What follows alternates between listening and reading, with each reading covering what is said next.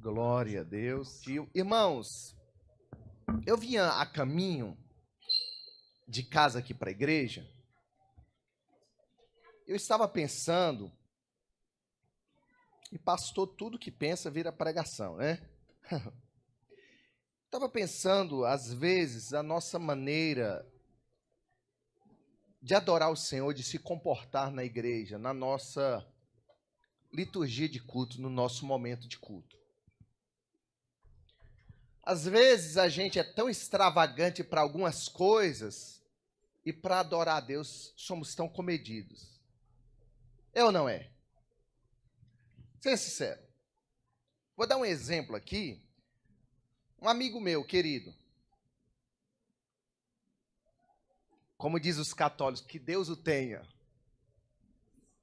Morreu agora no Covid, em 21. Cara novo, 46 anos.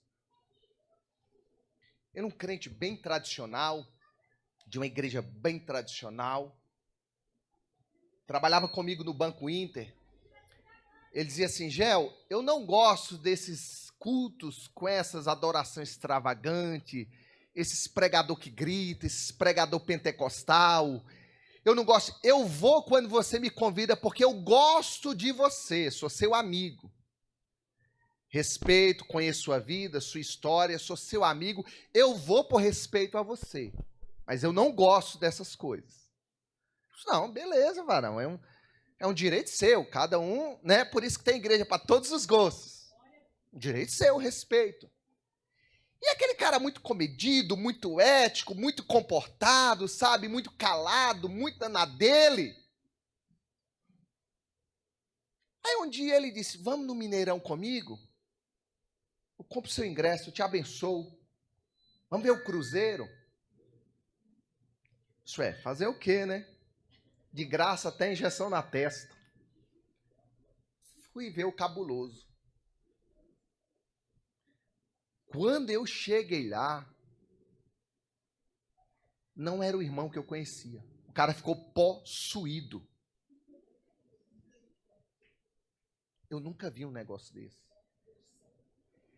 Esse cara gritava que as veias só faltava estourar aqui. Só faltava estourar. Ele perdeu a voz. Voltamos para casa, ele sem voz. E quando o juiz dava uma coisa, ele xingava e ficava nervoso. E eu postei até um vídeo com ele na época, nesse dia do jogo, eu até excluí porque escandalizou, porque saiu o palavrão dele e eu não observei naquela loucura. Aí eu pensando assim, eu disse, gente... Aí eu guardei aquilo, né? Guardei aquilo. Aí um dia a gente conversando sobre o mover do Espírito, ele começou, esses irmãos exageram, não sei o quê. Eu disse, pois é, né, varão? Na igreja você não consegue dar um glória. Você só falta dormir no culto. Naquele dia no Mineirão eu voltei desviado com você, varão. Eu disse, o quê? Que Deus o tenha, se estiver me ouvindo. Como diz os católicos, né? Eu disse, varão, você me desviou naquele dia, cara. Você é um cara tão comportadinho, tão ético, tão caladinho, mas naquele dia você me desviou, você desceu da cruz. Por que eu estou falando isso? Porque às vezes a gente é cheio de regrinha para adorar, cheio de coisinha, é todo ético, é todo não me toque, e reclama, e murmura.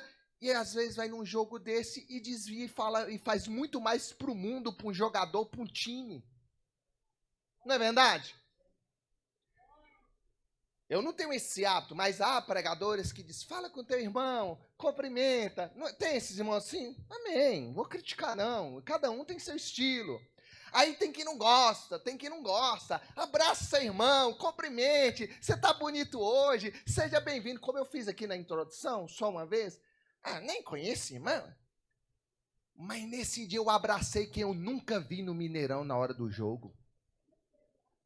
Uma sinergia, um negócio, parece que o bicho pegou assim, o encosto entrou, saí abraçando todo mundo e beijando na hora do gol. Eu disse, gente, eu não venho nesse negócio mais nem que se desvia. Por que eu estou falando isso, gente? É engraçado, mas é verdade, irmãos. Às vezes a gente vem num culto e fica adorando a Deus em contra-rega, medidazinhas, em contra-gotas. E às vezes vai para um evento aí fora e volta até sem voz. Que isso sirva para a sua reflexão. Sirva para a sua reflexão. Às vezes a gente reclama do horário de um culto que está atrasado.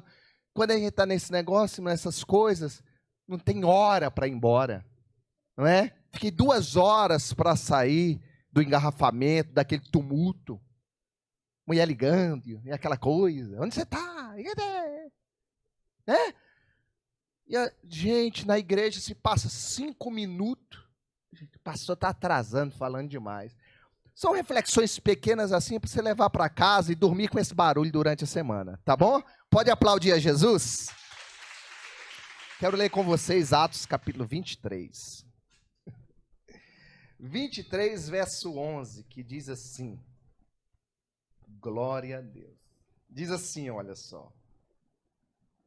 E na noite seguinte, apresentando-se-lhe o Senhor, disse, Paulo, tem ânimo. Olha a exclamação, tem ânimo. Porque, como de mim testificaste em Jerusalém, assim importa que testifique também em Roma. Curve a sua cabeça. Pai, a tua palavra, Senhor. Nós te louvamos, ó Deus, por essa noite. Nós te louvamos porque estamos aqui na tua casa, na tua presença. Nós te louvamos porque o Senhor tem sido fiel para conosco. Nós te louvamos porque, às vezes, em meio às batalhas, às lutas, às dificuldades, surgem percalços, surgem coisas no nosso caminho, na nossa caminhada, que é necessário a gente dar uma parada para se reabastecer. Fala o nosso coração nessa noite. No nome precioso de Jesus, os que creem, concordem, aplaudem ao Senhor, a Ele toda a honra e toda a glória. Glória a Deus. Pode sentar, amados. Glória a Deus. Glória a Jesus.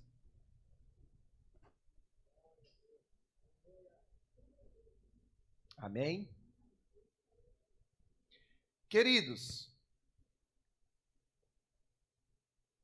na caminhada cristã, nós que servimos a Deus, eu creio que todos que estão aqui servem ao Senhor, não é? Todos que estão aqui estão de Jesus. Na nossa caminhada cristã, às vezes é preciso parar um pouco. Parar um pouco. Parar um pouco para quê? Para desistir? Não. Parar um pouco para a gente reabastecer. O carro, por melhor que seja, por mais que tenha um tanque grande, uma autonomia grande, tem carro que faz com um tanque 600 km, né? Que tem um tanque grande, tem uma autonomia muito grande.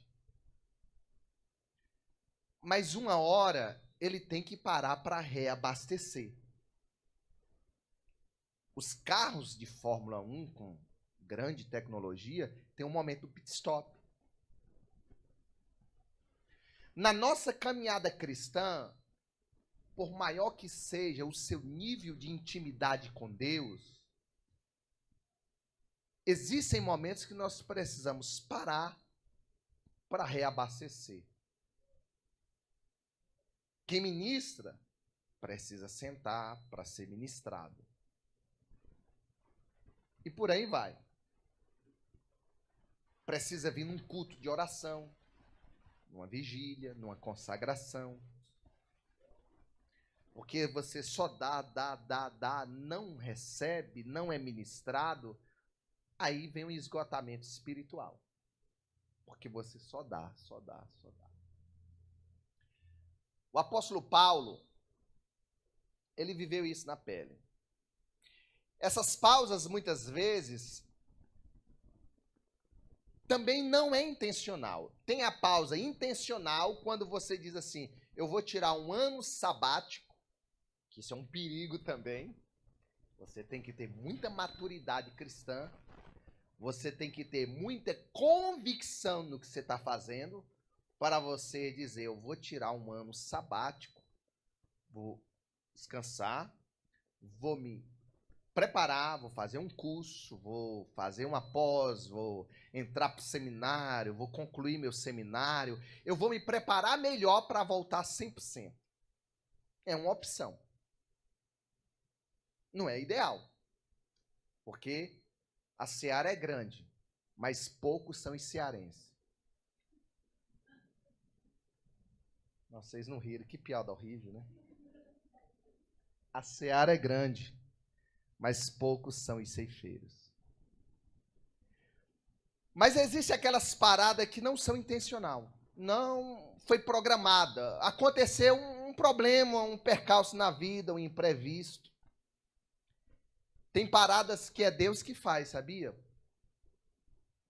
Tem paradas que é Deus que, por amor a gente, Ele nos para. Eu lembro que eu estava pastoreando uma igreja uns anos atrás, eu estava pastoreando uma igreja, eu estava naquele ativismo religioso, trabalhando muito, igreja, culto, 3, 4 cultos por semana, domingo 3 cultos, monte, vigília, reunião, e eu estava no piloto automático. Aí eu fui numa consagração de pastores, num café de pastores, lá em Governador Valadares, na Batista El Shaddai, do saudoso pastor que morreu esses dias, Paulo Duarte. E eu cheguei lá, Deus usou uma mulher, muito usada por Deus. Ah, a Branca que esteve aqui, vocês conhecem. É verdade, ela esteve aqui. Ô, gente. Pastora Branca chegou para mim e disse assim, eu vou parar você, porque senão você vai se autodestruir. Olha para você ver. Ela colocou a mão no meu peito e disse assim, eu vou parar você, porque você vai se autodestruir. Eu não entendi a princípio. A gente quer ouvir coisas que nos enchem o nosso ego, né? Que massageiam o nosso ego. Geralmente a gente quer receber recado, profecia, revelação de coisas que nos eleve, que nos exalte. Quando é Deus chamando para a responsabilidade, a gente não gosta, geralmente, né? Mas o amor de Deus é tão grande que Ele faz isso. Tem hora que Ele nos dá uma parada. Ela falou assim, eu estou mudando a sua rota para você não se autodestruir. Estou lembrando por completo a frase. Eu estou mudando a sua rota para você não se autodestruir. Paulo passou por essa situação. Ele estava vivendo um momento assim. A perseguição contra seu ministério se tornou tão forte que ele foi preso. E dessa vez parecia que seria o fim dele. Ele já tinha enfrentado o Sinédrio e sabia que iriam fazer com ele seria uma coisa pesada. Neste momento, ele estava sozinho em uma cela fria e escura de uma fortaleza. Estava preso lá, numa cela fria. Quem já foi num presídio fazer visita, eu já fui muitas vezes, dar ceia, orar em tempo de rebelião, é um ambiente hostil, é um ambiente terrível. Imagine naquela época. As celas geralmente eram em porão, em caverna, um lugar frio, úmido, sem claridade, né? Quem tem fobia de lugar fechado, meu Deus do céu, né? Eu fiquei num basement lá nos Estados Unidos, hospedado na casa do irmão, 2 dias, eu ficava procurando as gretinhas para Respirar, que eu tenho pavor de tudo fechado. E mesmo é um porão nas casas que tem nos Estados Unidos. É muito comum. Ficava doido. Cadê onde é que tem uma janela, um lugar aqui, gente? Pelo amor de Deus. Aí eu fiquei pensando, gente, imagina esses caras que tiram 30 anos de cela. 30 anos. Paulo estava numa situação dessa. Ele podia imaginar, é o meu fim. Meu ministério acabou. Cadê as promessas de Deus na minha vida? Cadê aquilo que Deus prometeu, que eu seria um grande pregador? Cadê aquilo que Deus falou comigo, usando a boca de Ananias, que eu escolhi para mim esse vaso? Escolheu para quê? Para me deixar na sarjeta? Escolheu para quê? Para me deixar numa situação dessa, numa cela fria, escura, abandonado, perseguido? É esse o pagamento do ministério, do meu esforço? Findar os meus dias assim? Poxa, porque tem horas que a gente questiona Deus, mas eu trabalhei, eu lutei, eu me esforcei, é esse o pago que eu recebo de Deus? A gente pensa assim. Aos olhos humanos, Paulo estava refém entre os interesses políticos dos romanos e dos judeus. A cabeça dele estava a prêmio, valia ouro. Mas ele soube se aproveitar disso usando sua cidadania romana, conforme Atos 22, 25 a 28. Visto que os judeus já tinham decidido matá-lo. Por causa da cidadania romana que ele tinha, ele usou essa carta na manga e escapou da degola. Na verdade, Paulo sabia que sua vida não estava nas mãos dos homens, e sim nas mãos de Deus. Irmãos, a nossa vida está na mão de Deus. Às vezes a gente fica desesperado achando que o controle da nossa vida está na mão de terceiros, na mão de pessoas, na mão do nosso chefe. Deixa eu te falar uma coisa, acalmar o seu coração. Aquela promoção que você está buscando não está na mão do seu superintendente, do seu supervisor, do seu coordenador, do seu gestor, diretor, não. Isso está na mão de Deus. Essa promoção, esse reconhecimento, quando chegar o tempo de Deus, se você fizer a sua parte, Deus vai usar pessoas, Deus vai usar esses nomes aí, gestor, diretor, supervisor, coordenador, superintendente, não sei a quem você responde, que é o seu chefe de imediato, mas antes disso acontecer, no mundo espiritual, isso já foi liberado. Porque a nossa vida está nas mãos do Eterno. Aleluia! A nossa vida está nas mãos do Eterno. Paulo sabia que sua vida não estava em mãos de homens. Neste momento em que Paulo pensava que era o seu fim, certamente você pode estar passando por alguma situação por esses dias. São momentos em que não sabemos se teremos forças para lidar, para continuar. Irmãos, eu sou gente, eu sou humano, eu sou de carne e osso, eu não sou um super-herói. Há momentos na nossa caminhada que você chega para Deus, eu falei aqui de manhã, e quando você se rende ao senhorio de Deus, você está dizendo, Senhor, misericórdia de mim, eu não dou conta sozinho. Se não for a tua graça, se não for o teu favor, se não for a tua benevolência, se não for a tua bondade,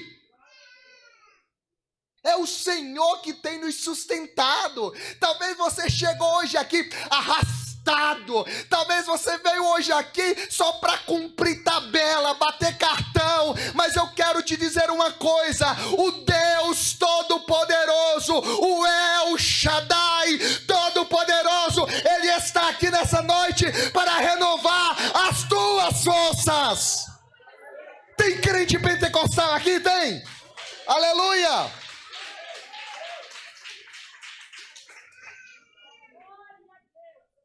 Seu coração nessa noite precisa se encher de esperança. O meu coração, o nosso coração precisa se encher de esperança. Sabe por quê? Porque a minha expectativa não está em homens, a minha expectativa não está em pessoas, a minha expectativa não está no sistema financeiro, bancário, político. A minha expectativa, ela está no Senhor.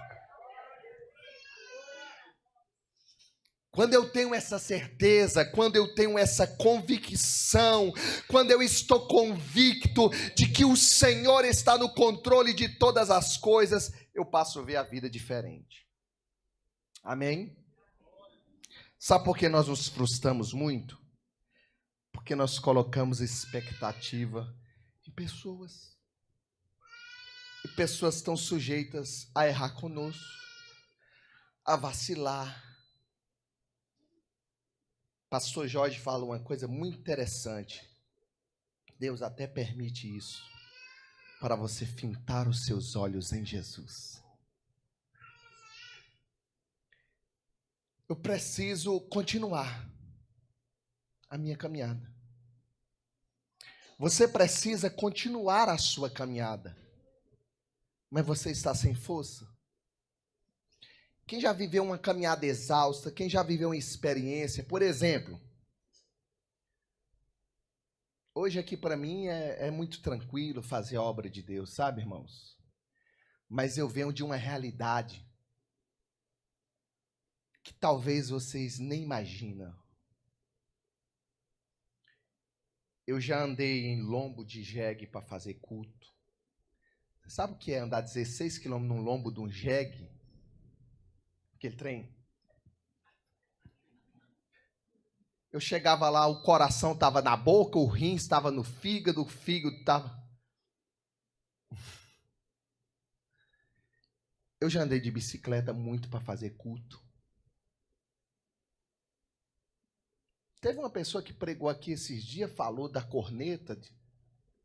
Teve um pregador que falou aqui, não foi? Que usava as cornetas. Foi o senhor, não foi? Verdade. Uma igreja que eu pastoreava, a gente não tinha condições de pagar carro de som para fazer publicidade da igreja. Uma igreja muito pobre. Olha o endereço da igreja, atrás do cemitério. Eu estava pregando no altar e do altar eu vendo as cruzes, os túmulos. A igreja não tinha condições de pagar publicidade de carro de som. O que é que nós fizemos? Um irmão teve uma ideia, uma engenhoca. Pegou a bike dele, uma bicicleta, pegou a corneta, amarrou no guidão da bicicleta, pôs uma bateria de carro na garupa, ligou a corneta, pôs um toca-fita, aqueles toca-fita antigos de carro. Ele fez um engenhoca, montou um carro de som numa bicicleta com uma corneta, um toca-fita e um microfone pendurado igual do Chacrinha. Imagine você pedalando e falando. Você sabe o que é isso? Pedalando no solão quente, aqueles crentes, e de paletó e gravata. Irmão, de paletó e gravata, e pedalando e com aquela corneta, e falava: venha, Deus tem uma vitória para você, vem enfermos e doentes, endemoniados, Jesus tem uma vitória para você.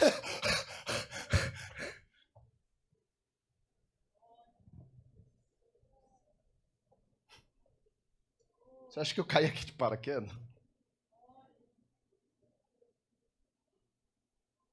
Jesus tem uma vitória para você.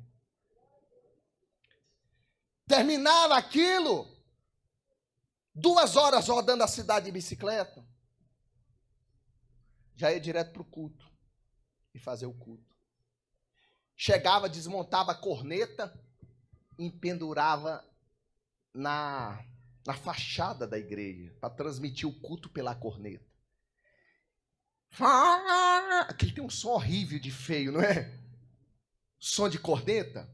Só que corneta tem um detalhe, não sei se vocês sabem. Quanto mais longe o som, mais nítido e melhor. De perto é horrível. Só que aquilo vai longe, irmão, que é igual uma rádio. Quem ficava perto da igreja ficava doido, incomodado. e aqueles gritos de pregador pentecostal, e o pau quebrando, e a corneta explodindo nos vizinhos. Só que longe, irmãos, o som da corneta ia. Quantas pessoas vieram para Jesus por causa do som dessa corneta? Tinha pessoas que vinham do outro lado da cidade de bicicleta, cidade de interior pequena. Se eu estava em casa e comecei a ouvir um louvor, comecei a ouvir uma palavra, por causa da corneta, o som chegava lá e a pessoa vinha para o culto. E os nossos esforços, às vezes, você acha que eu recebia, pelo menos às vezes, um obrigado? Eu lembro que uma vez, vou contar só essa para continuar aqui o script. Não sei por que eu estou falando isso. Eu lembro que uma vez eu fui pregar numa roça e era comum, os crentes naquela época, mas incrível. Fiel demais, dízimo, meu Deus. Faltava um gás de cozinha, ele fazia comida no fogão, a lenha, rachava a lenha, fazia, mas não gastava o dinheiro do dia para comprar gás. Juntava. Eu tinha um culto numa roça, debaixo de um pé de caju. Debaixo de um pé de caju. Aqueles banquinhos de madeira que os irmãos faziam, só a madeira assim. E aí os irmãos lá venderam muita castanha, foi a safra de caju, venderam muito castanha e algodão. E era uma época boa, próspera lá na roça, e eles estavam acumulando dízimo. Eu vinha de bicicleta, dava uns 20 quilômetros, com aquela pacoteira de dinheiro dentro de um monte de sacola de supermercado. Não parava nem numa mercearia na beira da estrada para comprar um doce. Chegava com aquela pacoteira de dinheiro, jogava assim na mesa do pastor, dizia: aqui, pastor. Sabe por que eu fazia isso? Eu estava pavimentando a minha história. Às vezes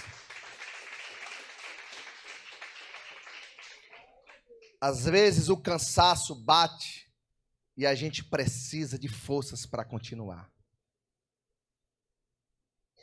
Eu quero rapidamente refletir aqui nessas palavras desses versículos, e ver aqui rapidamente como Jesus nos fortalece quando nós precisamos de força. Você quer ser fortalecido pelo Senhor? Teve um profeta que cansou. O Senhor deu pão e água para ele. Foi ou não foi? Com a força daquele pão e daquela água, ele caminhou 40 dias até o monte de Deus. Primeira coisa, como eu vou ser fortalecido na minha caminhada? Como Jesus nos fortalece? O que eu preciso entender para que eu seja fortalecido na minha caminhada? Primeiro, Jesus está ao seu lado sempre. Quando todos te abandonarem, quando todos derem as costas para você, quando ninguém te der moral, quando você se sentir só, traído, abandonado. Já passei por tudo isso que você imagina, inúmeras vezes.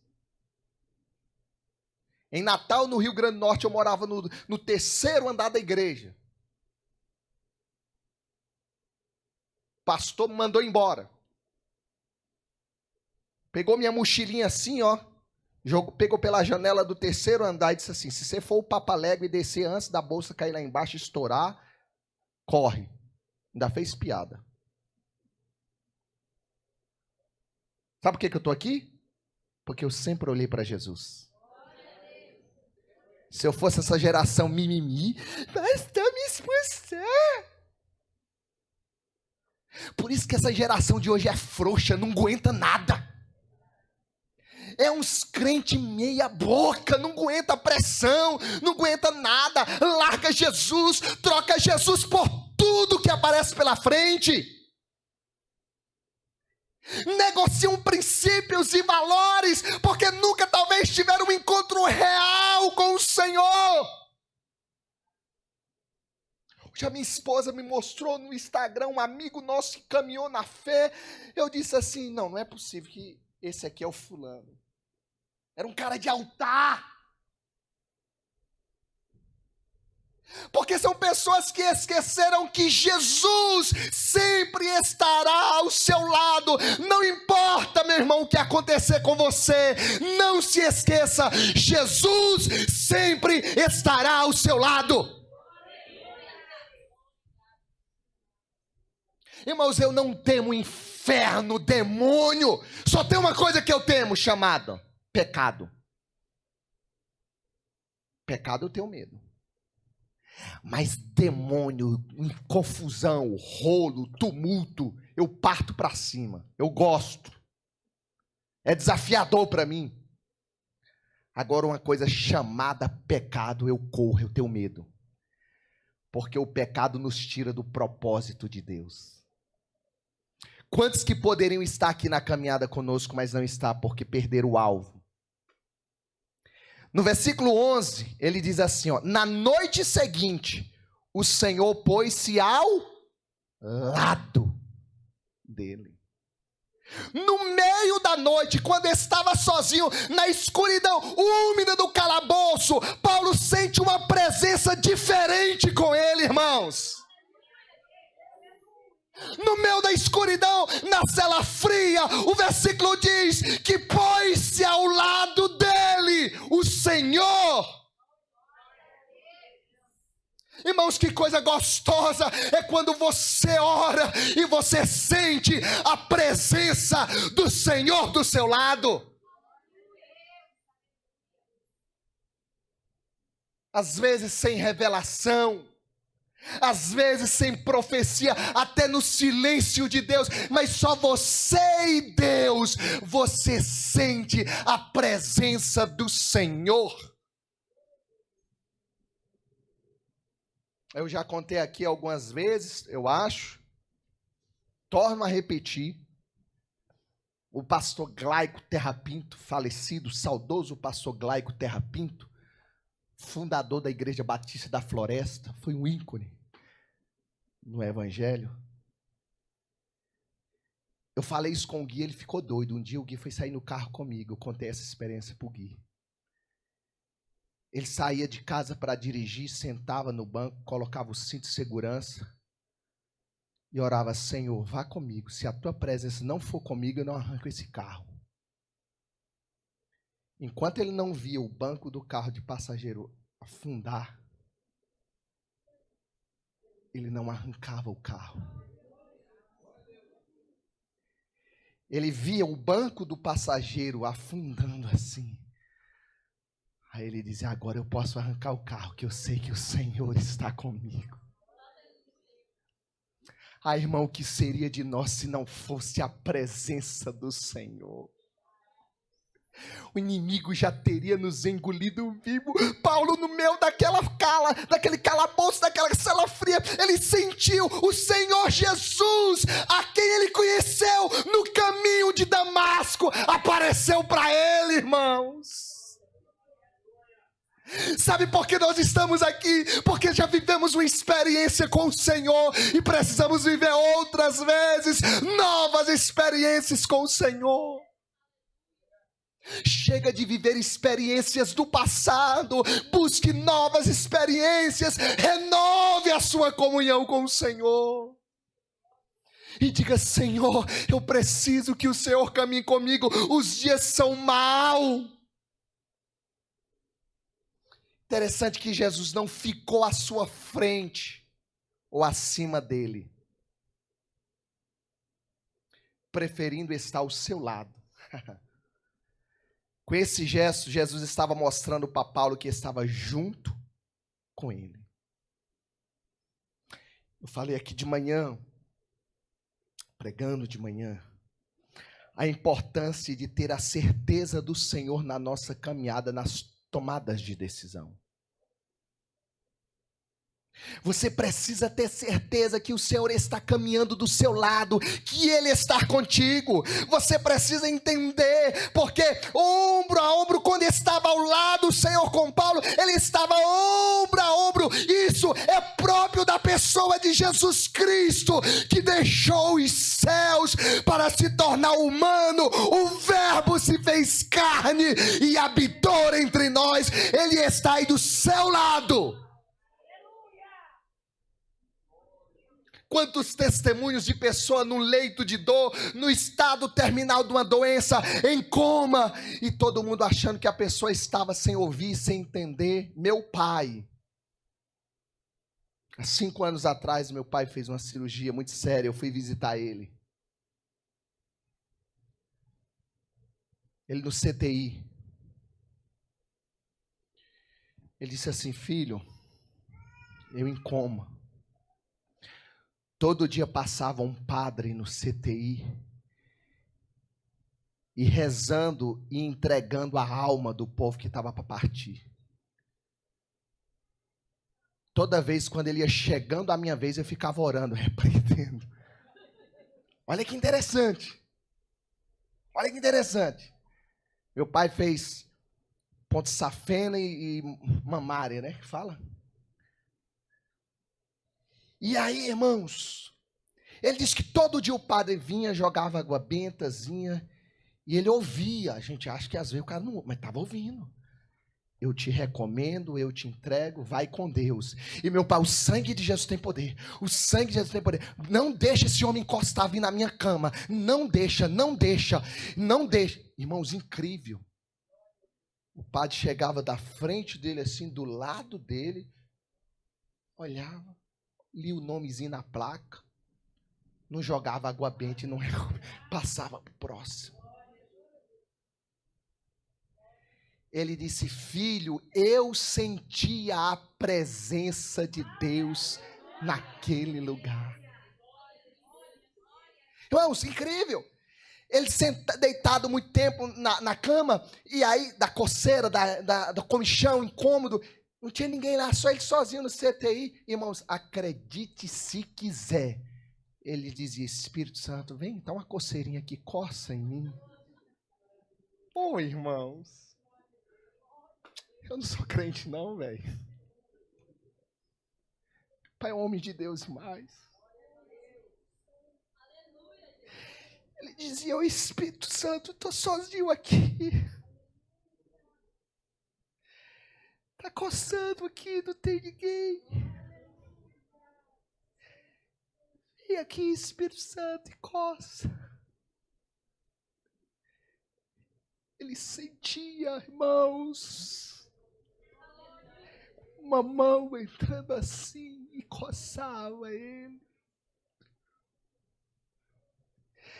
Nós precisamos da presença desse Senhor todos os dias na nossa caminhada.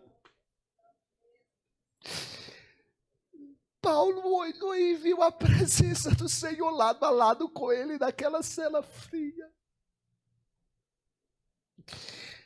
O que seria de nós se não fosse o Senhor, irmãos?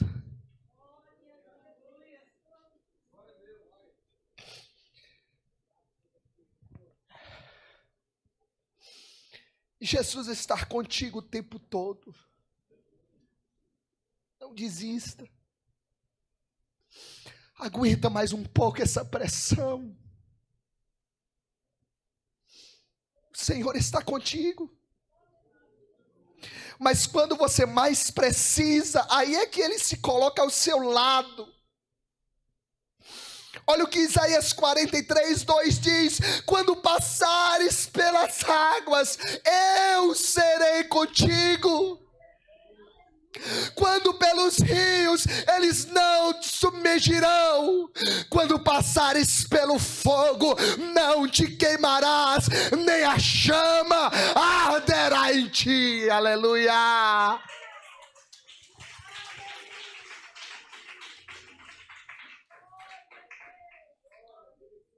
Nas horas mais difíceis da sua vida, o Senhor, Ele está perto de ti, aleluia.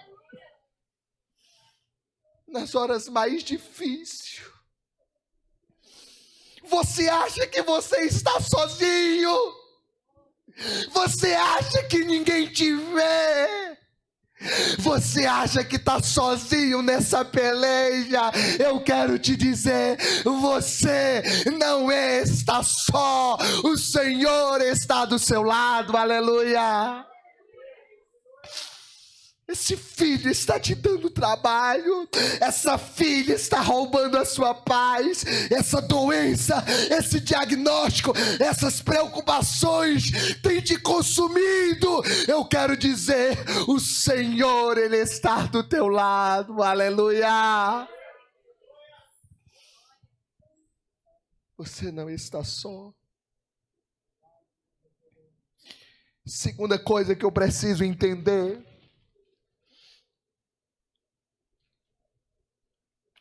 primeiro, o Senhor, Ele está do nosso lado. Segundo, Jesus fala com você.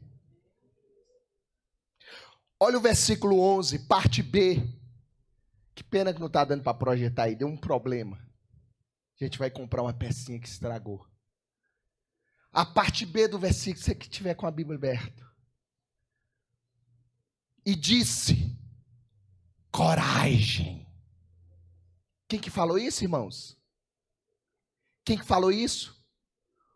Foi o próprio Senhor, falou com Paulo. Coragem.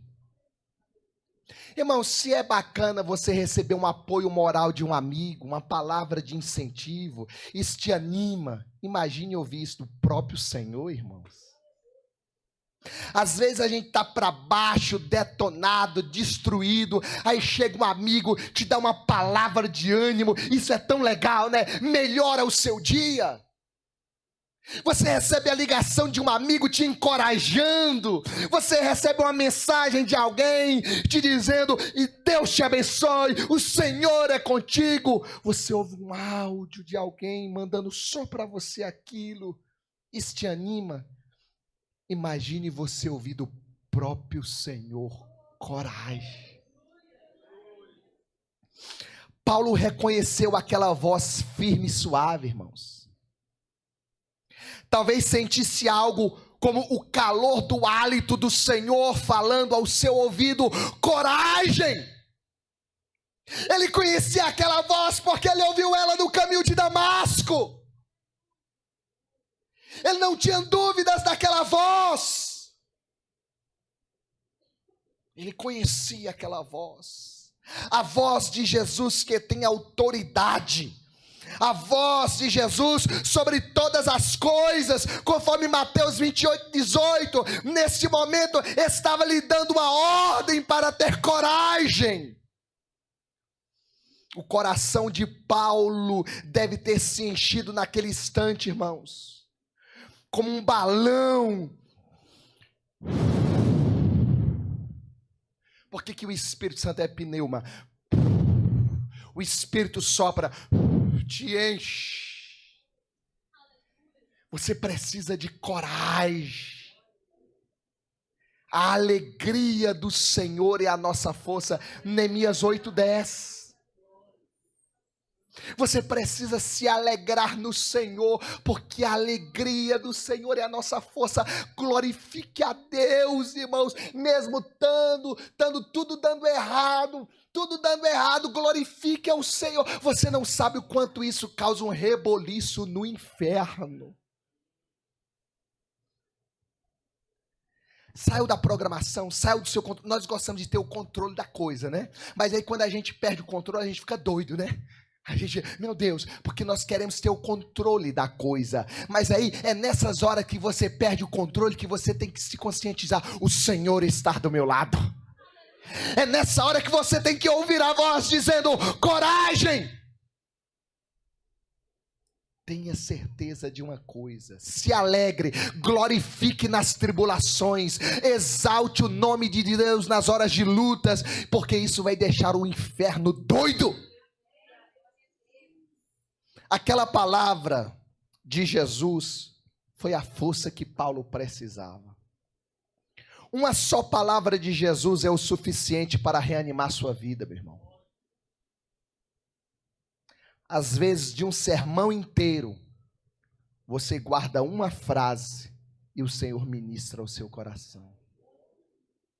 Às vezes, de uma canção, o coro, uma frase, um estrofe de uma canção, como diziam os antigos da harpa cristã, o estrofe, só o Cleitinho que é das antigas que sabe.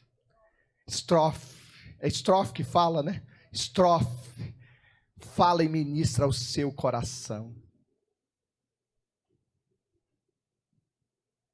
Deus está gritando ao seu coração nessa noite, coragem. Por isso que precisamos parar para ter essas forças e ouvir essa voz do Senhor ao nosso coração. Ore, peça o Espírito Santo para falar com você nessas horas. Cale todas as vozes que não sejam do Senhor. Essas vozes que estão falando, a opinião dos outros não me importa. O importante é a voz que eu conheço desde a minha juventude, que eu ouço ela. Não importa a opinião alheia, o importante é a voz que eu conheço, falando ao meu coração e ministrando. Ore e peça para ouvir essa voz. Terceiro e último, eu já quero concluir. Jesus, é Ele quem te garante a continuar essa caminhada. Pois porque deste testemunho a meu respeito em Jerusalém, assim importa que também o façais em Roma. Isso aqui era o Senhor falando, sabe o quê? Você vai continuar a sua caminhada, Paulão. Você não vai parar por aqui, não. Essa prisão não é o seu fim. Deus está ministrando aos corações aqui nessa noite. Essa luta não é o seu fim. Aqui, esses percalços, esses problemas, esses imprevistos, não pegou Deus de surpresa, não. Pegou você de surpresa, mas Deus não é pego de surpresa. Ah, você acha que Ele perdeu o controle, você está meio perdido sem entender, mas deixa eu te dizer, Deus, Ele não perde o controle da situação, isso não é o seu fim. Você ainda vai contar muita coisa boa, você ainda vai viver grandes experiências, você ainda vai encontrar com amigos e dar risadas de momentos que você passou. Tem amigos que eu encontro, amigos da caminhada, que me ligam, e às vezes a gente dá boas risadas de histórias do passado. Vira e mexe, eu reencontro algum amigo pela internet, manda mensagem no direct, Gel, cara, você tá vivo, velho. Brincando, né? Te achei. Eu não achava, porque seu nome não era Gel. Como é que te acha? Abafa o caso. Eu estava te procurando esses anos todos, cara, ninguém tinha notícia de você. Aí não sei quem me falou que seu Instagram é Gel. Cara, que bom que vê que você está firme com Jesus. Tem uma família, continua nos caminhos do Senhor, é pastor. Irmãos, isso é gratificante.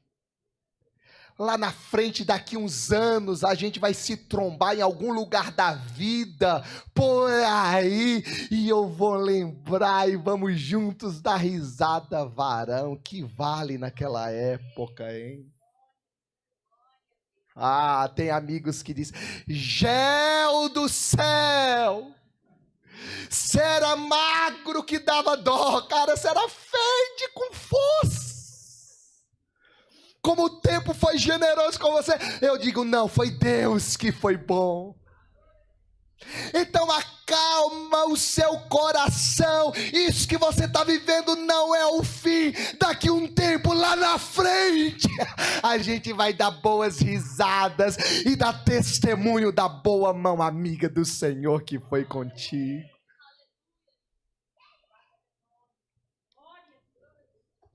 Essas lutas passageiras não é o nosso fim. É Deus nos capacitando, é Deus nos promovendo, é Deus nos aperfeiçoando. Paulo estava em Jerusalém e tinha acabado de dar o testemunho de sua conversão. Por isso foi preso, lá em Atos 22. Jesus deu uma garantia para que Paulo,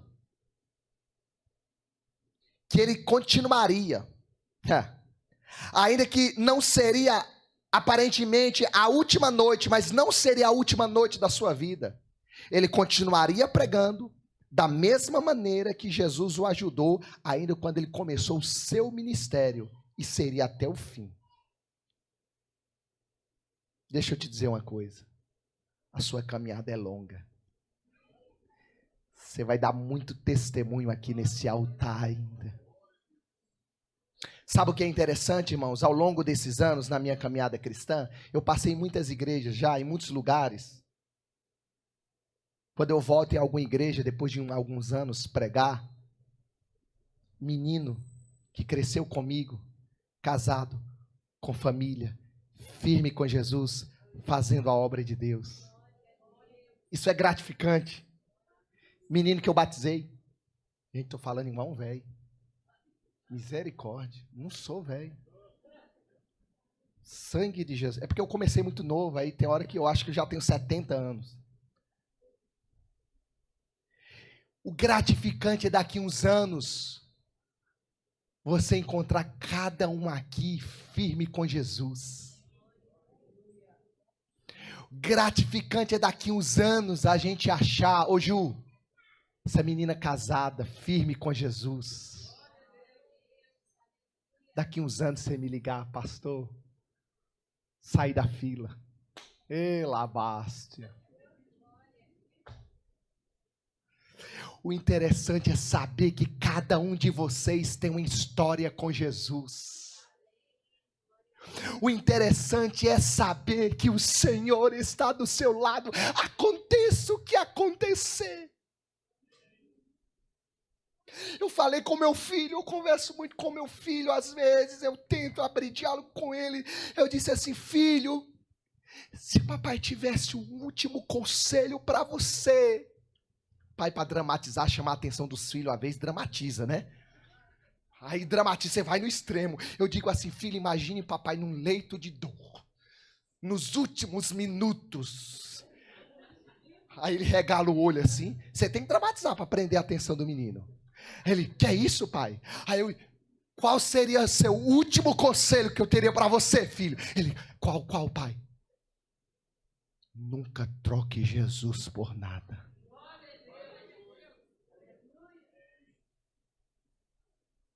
Se eu tivesse a oportunidade de te dar um último conselho na sua vida. Sabe por que foi o último conselho que eu ouvi do meu avô?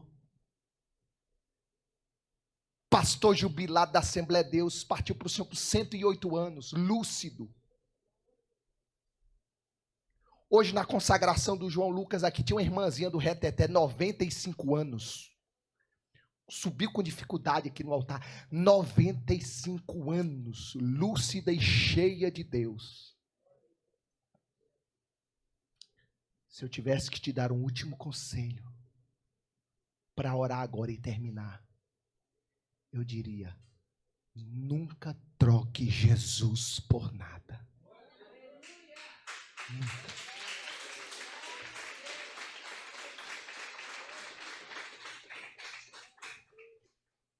Não ameis o mundo, nem no que no mundo há.